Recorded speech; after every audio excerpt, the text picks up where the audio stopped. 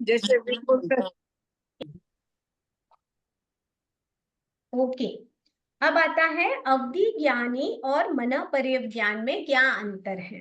अवधि ज्ञान और मनःपर्यव ज्ञान की भिन्नता। अब दोनों की भिन्नता बताइए कि भाई जब अवधि ज्ञानी को भी आलोक में लोक के असंख्य खंड भर जाए उतना जानता देखता है, तो कौन हो गया बेस्ट, कौन है ना।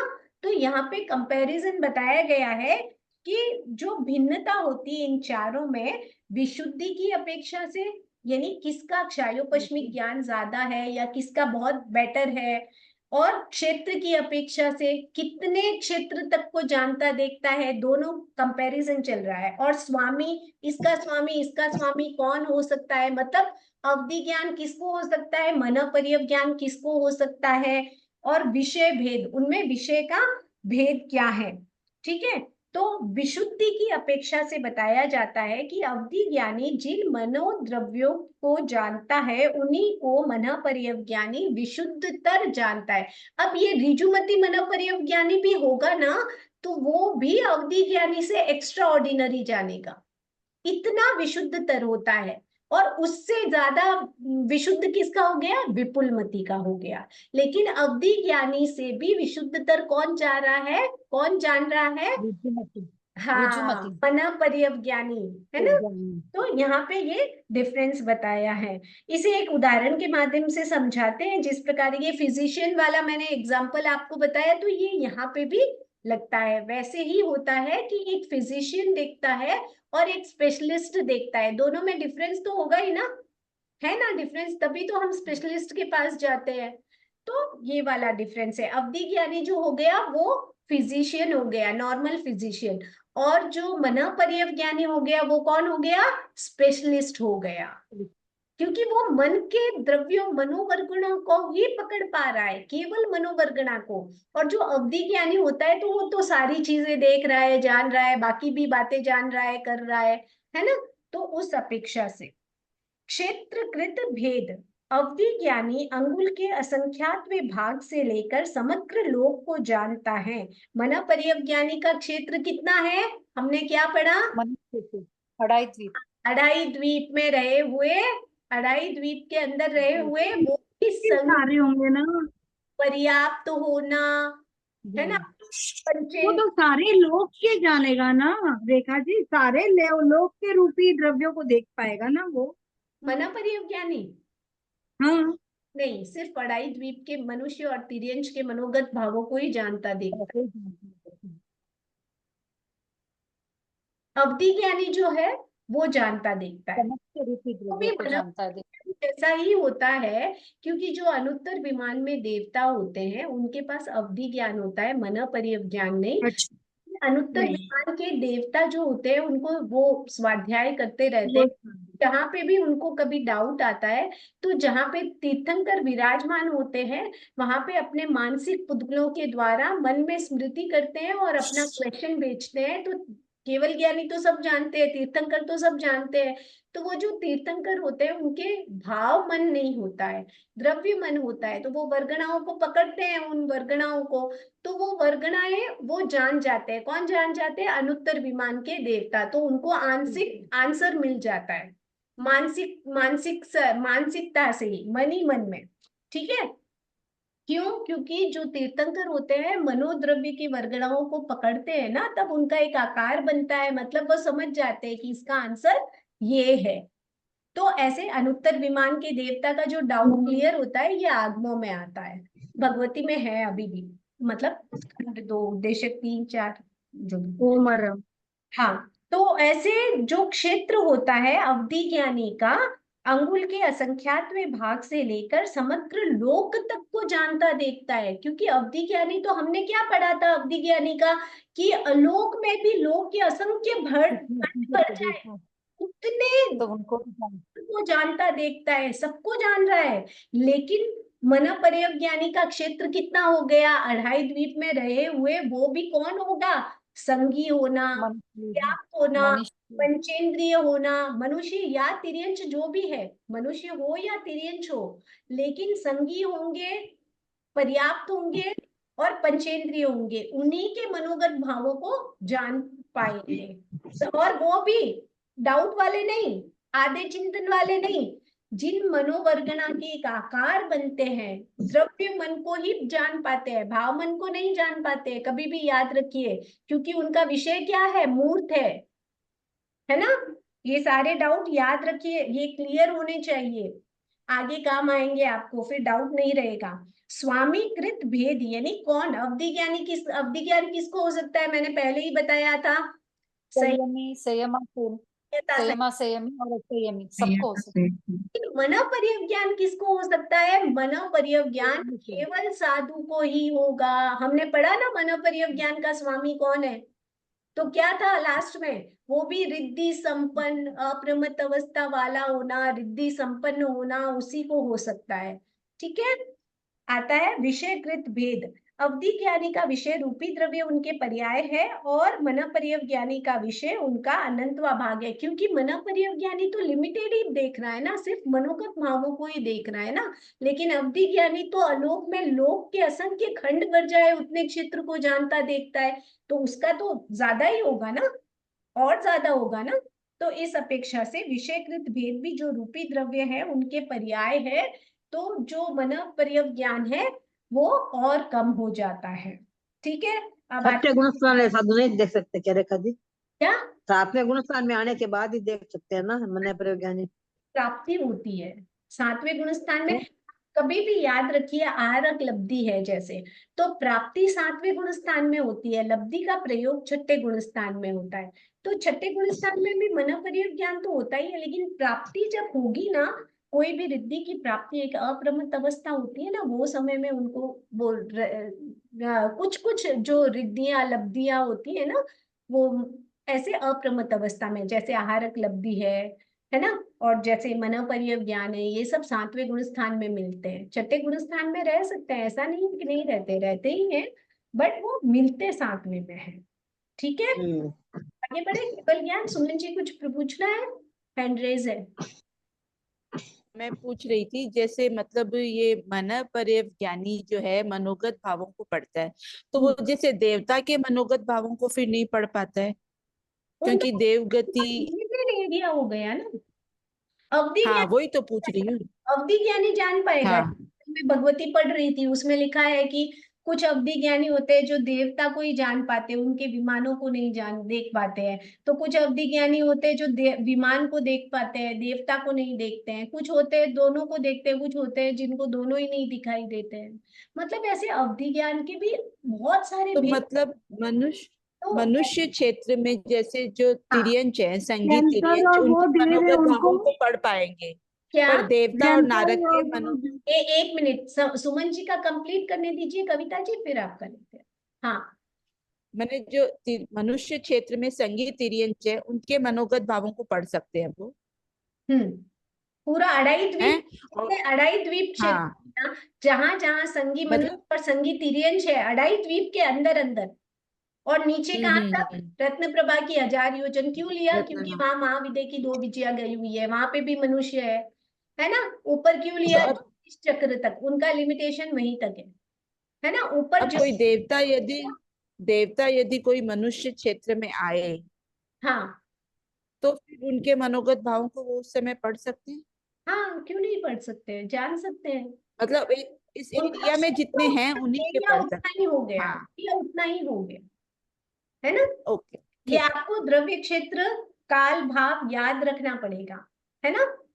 ठीक है, आगे बढ़े, केवल ज्ञान ले ले। कविता जी क्या डाउट था, केवल ज्ञान ले लो। नहीं, हाँ एकदम एकदम, मैंने वही सुमन जी ने पूछ लिया ना लास्ट में कि जो देव मतलब यहाँ पे आ जाए मनुष्य लोक में, तो क्लियर, वही बात। आगे बढ़े। हाँ एकदम क्लियर। Okay, thank you. केवल ज्ञान, केवल ज्ञान मतलब एक समय में 3 लोगों को, सबको देख पाए, वो केवल ज्ञान है ना। तो केवल ज्ञान जो सर्व द्रव्य, सर्व क्षेत्र, सर्व काल और सर्व भावों को जानता देखता है, वह केवल ज्ञान है। अभी तक लिमिटेड द्रव्य, द्रव्य क्षेत्र काल भाव को जान रहे थे, चाहे अवधि ज्ञानी हो चाहे मनोपर्यव ज्ञानी हो, और मति श्रुत तो हम लोग तो यहीं तक, हमारी इंद्रियां जहां तक पहुंच रही है वहीं तक जान रहे हैं, है ना। तो यहाँ पे आता है कि जो केवल ज्ञान किसे कहते हैं, कि जो सर्व द्रव्य क्षेत्र काल भाव सबको जानता देखता है, वो केवल ज्ञान होता है। केवल ज्ञान के दो प्रकार है, भवस्थ केवल ज्ञान और सिद्ध केवल ज्ञान। भवस्थ यानी जो अभी वर्तमान में जो मतलब संसारी अवस्था में है, जैसे केवल ज्ञानी हो गए, तीर्थंकर हो गए, जो अभी वर्तमान में है, संसार में अभी भी है, विचरण कर रहे हैं, लेकिन उनको केवल ज्ञान हो चुका है, वो हो गए भवस्थ केवल ज्ञानी। और जो संसार से मुक्त होकर सिद्ध शिला में विराजमान हो गए, वो कौन हो गए? सिद्ध केवल ज्ञान। सिद्ध केवल ज्ञान, सिद्ध। है ना? तो वो हो गया सिद्ध केवल ज्ञान। भवंत केवल ज्ञान के दो प्रकार होते हैं, एक तो होते हैं 13वें गुण स्थान वाले, एक होते हैं 14वें गुण स्थान वाले। ठीक है, दो हो गए ना। तो क्या हो गया? सहयोगी केवली और अयोगी केवली। ये तो आप सबको पता है, तत्व ज्ञान पढ़ रहे हैं तो। सिद्ध के, अब यहाँ पे है सिद्ध केवल ज्ञान के प्रकार। अब यहाँ पे सिद्धों के केवल ज्ञान के प्रकार, हालांकि सिद्धों के प्रकार नहीं है, जैन तत्व प्रवेश में पढ़ा था ना, क्या लाइन थी? सिद्धों के कोई भेद नहीं होता है, किंतु पूर्व अवस्था के कारण सिद्धों द्वारा भेद किए जाते हैं। यानी सिद्ध कौन कौन हो सकते हैं, यानी कैसे कैसे बन सकते हैं, कौन सिद्ध बन सकता है। तो यहाँ पे बताया है अनंतर और परंपर, ये दो बहुत महत्वपूर्ण शब्द है, इन शब्दों को बहुत अच्छे से समझिएगा। अनंतर मतलब बिना अंतर के, जस्ट बाद वाले। अब जैसे जैसे ही 14वां गुणस्थान हुआ और वो सिद्ध भी बन गए, 4 अघाती कर्म भी टूट गए, सिद्धों का होना, ये अनंतर हो गया। प्रथम समय के सिद्ध बोलते हैं ना अपन, है ना, वो हो गया अनंतर, बिना अंतर के, जस्ट बाद वाला। और उसके एक समय बाद में, यानी 2 समय से लेकर अनंत समय तक, वो सब परंपर सिद्ध हो गए। ये अनंतर और परंपर आता रहेगा, इसका मीनिंग या तो नोट डाउन कर लीजिए, आपको समझना बहुत जरूरी है। अनंतर यानी बिना अंतर, जस्ट बाद वाला, मतलब और एक समय का भी अंतर नहीं आया। अनंतर, नेक्स्ट वन, जस्ट बाद वाला। जैसे जैसे 108 सिद्ध एक साथ होते हैं और उसके बाद एक समय बाद जैसे 100 मतलब कितने सिद्ध हो सकते हैं, तो वो अनंतर सिद्ध में मानेंगे। वो जो पहले हो गए जस्ट एक समय, अब उनको दूसरा समय हो गया तो वो परंपर सिद्ध बन गए। अच्छा, मतलब एक साथ एक समय में 108 होते हैं, वो अनंतर सिद्ध। वो अनंतर हो गए, अब भी जस्ट हुए ना, वो अनंतर। अब वो होने के एक समय बाद में वापस जितने भी 106 104 जो भी होते हैं, एक समय का गैप आ गया तो वो सेकंड समय में हुए ना, वो हुए तब तक अच्छा। उनका एक समय कंप्लीट हुआ, दूसरा समय स्टार्ट हो गया ना, अब उनको तो केवल दर्शन भी आ गया। प्रथम समय में अच्छा। क्या आता है? केवल ज्ञान। दूसरे समय के समय केवल ज्ञान केवल दर्शन दोनों आते हैं, तो प्रथम समय दूसरा समय आ गया ना, तो वो परंपर हो गए। अच्छा, मतलब जो होने वाले हैं, जो होने जो वाले, जस्ट होने वाले हैं वो अनंतर हो गए, और जो हो चुके हैं वो परंपर हो गए। अनंतर और परंपर का सिंपल मीनिंग मान लीजिए, जो कोई भी चीज होती है जस्ट बाद में है, दैट इज अनंतर, बिना अंतर के, मतलब उसमें हाँ। एक समय 2 समय अभी निकला नहीं है, जस्ट पहला समय, दैट इज अनंतर। उसको इन प्रोसेस बोल सकते हैं ना, इन प्रोसेस। इसमें आप कोई भी लॉजिक लगा लो, इसका मीनिंग एक ही होता है कि बाद वाला फर्स्ट समय, दैट इज अनंतर। और परंपर मतलब सेकंड समय से लेकर अनंत समय तक, कोई भी बोल दो, वो सब परंपर। रेखा तो जी, एक जैसे ही शरीर से आत्मा निकलती है, जैसे ही शरीर से आत्मा निकलती है, उस अवस्था को प्रथम सिद्ध वाले अनंतर सिद्ध कहते हैं ना। जैसे ही शरीर से आत्मा निकलती है, मैंने वही यानी धनुष्य जो बाहर निकलता है, धनुष्य जो बाहर निकलता है, बिना अंतर वाला फर्स्ट टाइम जो एक समय होता है, दैट इज अनंतर, पहला समय, दैट इज अनंतर। बस अब इसमें आप कोई भी लॉजिक लगा लो, ठीक है, क्लियर? आगे चलते हैं। अनंतर, एक प्रश्न मेरा था कि 108 जब सिद्ध होते हैं तो एक साथ सिद्ध होते हैं प्रथम समय में। हाँ, 108 सिद्ध होने का उल्लेख आता है, एक समय में 108 सिद्ध हो सकते हैं, ठीक है। अनंतर का मीन बिना किसी अंतर के, यही हुआ ना। हाँ, बिना किसी अंतर के, मतलब जस्ट बाद वाला फर्स्ट समय, बिना किसी अंतर, मतलब एक समय का भी अंतर नहीं लगा वहां पे, है ना, दैट इज अनंतर। क्लियर है? आगे बढ़ते हैं। तीन अब और यहाँ परंपर का क्या मतलब बताया आपने? 2 समय से अनंत समय वाले। अनंत समय जो भी सिद्ध हो गए हैं, हो चुके हैं, वो सब परंपर हो गए।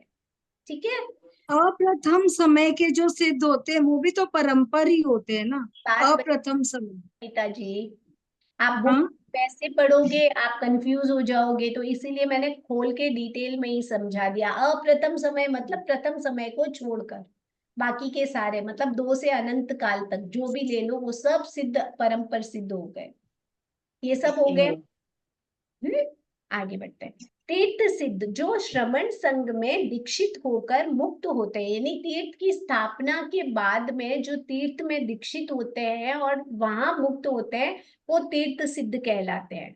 यानी कोई साधु साध्वी जो भी बनते हैं, या है ना, तो वो समय में जो सिद्ध होते हैं वो तीर्थ सिद्ध कहलाए। अतीर्थ सिद्ध यानी जो श्रमण संघ की स्थापना से पहले ही मुक्त हो गए, जैसे मरुदेवा माता, क्योंकि भगवान ऋषभ ने तो अभी संवत्सरण लगाई था, प्रवचन तो दिया नहीं था, तीर्थ की स्थापना हुई नहीं थी। संवत्सरण लगने से क्या, अभी तो वो प्रवचन देंगे, क्योंकि कम से कम 3 घंटे की 3 प्रहर की देशना होती है। उसके बाद किसी को वैराग्य आएगा, फिर दीक्षा देंगे, साधु साध्वी बनेंगे, कोई श्रावक श्राविका बनेंगे, तभी तो तीर्थ की स्थापना होगी।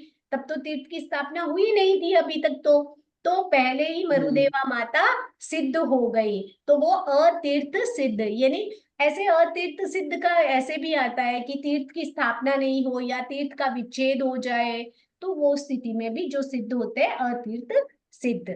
ठीक है, तीर्थंकर सिद्ध यानी जो तीर्थंकर अवस्था में मुक्त होते हैं। अतीर्थंकर यानी जो सामान्य केवली के रूप में सिद्ध होते हैं। स्वयं बुद्ध सिद्ध यानी स्वयं बुद्ध सिद्ध होते हैं। जाति स्मृति, जिनको ये क्या होता है, और अपने आप जाति स्मृति होती है, जैसे पिछले भव में मुनि रह चुके हो, या कोई ऐसा मतलब अपने आप जाति स्मृति ज्ञान होता है, और वो बुद्ध बन जाते हैं। मतलब जाति स्मृति ज्ञान हुई, भावों में श्रेणी आरोहण हुआ, और क्या बन गए, केवली बन गए। केवली बन जाते हैं ना, तो वो स्वयं बुद्ध सिद्ध, जो स्वयं बुद्ध होकर सिद्ध होते हैं, इसमें जाति स्मृति की अनिवार्यता मानी गई है, और ये बिना किसी निमित्त के संबुद्ध होते हैं। कोई निमित्त नहीं मिलता है कि वो देखा तो वैराग आया, उन्होंने उपदेश दिया तो वैराग्य आया, या ऐसा हुआ तो उनको याद आया, नहीं। जाति स्मृति ज्ञान होता है इनको, नियमतः जाति स्मृति ज्ञान होता है, पिछला जन्म ऑटोमेटिक उनको याद आता है, और वो स्वयं बुद्ध हो जाते हैं, यानी केवली बन जाते हैं। सॉरी, हाँ, केवली बन जाते हैं और फिर मुक्त हो जाते हैं। अब यहाँ पे बताया जाता है, नीचे आपके टिप्पण में दिया हुआ है कि जो स्वयं बुद्ध के पूर्वाधित श्रुत होता भी है और नहीं भी। पूर्वाधित यानी पूर्व भव की अपेक्षा से, जो पूर्व पिछला जन्म होता है, जैसे जाति स्मृति आई, तो उनको पहले श्रुत ज्ञान किया हुआ होता भी है और नहीं भी होता है। जरूरी नहीं कि उन्होंने श्रुत ज्ञान किया ही हो। पूर्व श्रुत मतलब पूर्वाधित श्रुत, पहले श्रुत यानी यहाँ पे जैसे 11 अंग और जो 14 पूर्व होते हैं, श्रुत कहलाते हैं, है ना। तो जो अभी वो उनके किया होता है, नहीं भी होता है, और होता है तो देवता उन्हें लिंग प्रदान करते हैं, अथवा गुरु के पास जाकर मुनिवेश धारण करते हैं। अब जैसे ही उनको वैराग्य आया, ठीक है, अब जैसे भरत चक्रवर्ती को तो निमित्त मिला था, क्या निमित्त था, अंगूठी को देखकर उनको, है ना, मन ही मन में हुआ पो हुआ। तो ये एक तो वैसे वैराग्य आया, एक अपने आप मन में जाति स्मृति ज्ञान होता है, पिछला जन्म याद आता है कि मैं मुनि था, मैं यहाँ पे क्या कर रहा हूँ, मुझे तो मुनि बनना है, मुझे तो आत्म कल्याण करना है ना। वो जो भी घटना उनको पिछले जन्म की याद आती है, और वो क्या बन जाते हैं, फिर केवली बन जाते हैं, भावों ही भाव में, उनको स्वयं बुद्ध कहते हैं। फिर वो जब जैसे ही केवल ज्ञान होता है, तो वो कोई न कोई गुरु के पास जाकर मुनिवेश धारण कर लेते हैं, और देवता उन्हें लिंग, एकाकी विचरण में समर्थ हो तो एकाकी विचरण करते हैं, अन्यथा गच्छवासी होकर रहते हैं। अब एकाकी विचरण अकेले विचरण करना, अगर अकेले रह सकते हैं तो वेल एंड गुड, नहीं तो फिर वो गण में जाते हैं, गच्छवासी यानी गण में जाकर रहते हैं, संघ में। यदि पूर्व अधिक श्रुत ना भी हो तो नियमित गुरु सन्निधि में मुनिवेश धारण कर गच्छवासी होकर रहते हैं। इनके पात्र आदि 12 प्रकार की उपदी होती है। उपदी मतलब वस्त्र, पात्र, रजोहरण, ये सारे ना 2 प्रकार की उपदी मानी गई है, उपग्रह उपदी और ओघ उपदी, जो विशेष परिस्थिति में ली जाती है। वैसे तो ये 12 प्रकार की उपदी होती है उनके पास। तो ये 12 प्रकार की उपदी होती है, क्योंकि प्रत्येक बुद्ध के पास जगन्य 2 और उत्कृष्ट 9 रख सकते हैं, लेकिन जो गण में रहने वाले साधु होते हैं उनके पास 12 प्रकार की उपदी बताई गई है स्वयं बुद्ध के पास। ठीक है, देवता लिंग प्रदान करते हैं, इसका क्या मतलब हुआ? देवता लिंग प्रदान यानी वस्त्र देते हैं। अच्छा, वस्त्र, वस्त्र आदि ठीक, हाँ, आप देव वो वस्त्र जो साधु का प्रदान करते हैं। रजोहरण वस्त्र वगैरह हाँ, पात्र वगैरह सब वही। देते हैं। हाँ हाँ, लिंग ठीक, प्रदान थैंक यू। करते हैं, मतलब बस वो एक वस्त्र आदि देते हैं, वस्त्र ही देते हैं देवता, वो रजोहरण देवदुष्य वगैरह। बोलते हैं उसको, देवदुष्य। हाँ। जी जी, ठीक, हाँ।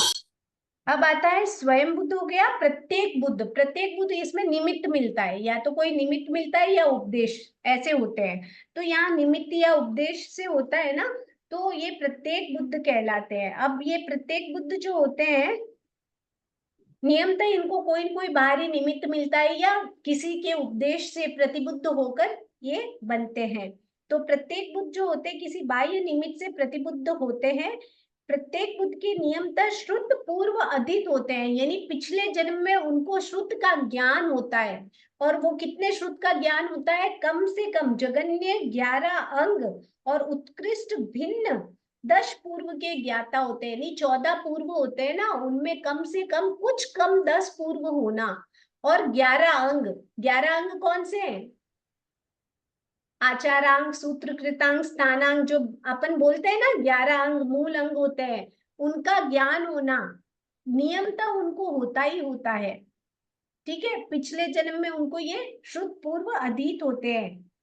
नियमतः प्रत्येक बुद्ध के नियमतः श्रुत पूर्व अधीत होते हैं 11 अंग तथा उत्कृष्ट कुछ कम यानी 10 पूर्व के ज्ञाता होते हैं। देवता उन्हें लिंग यानी वेश प्रदान करते हैं। क्लियर है मंजू जी?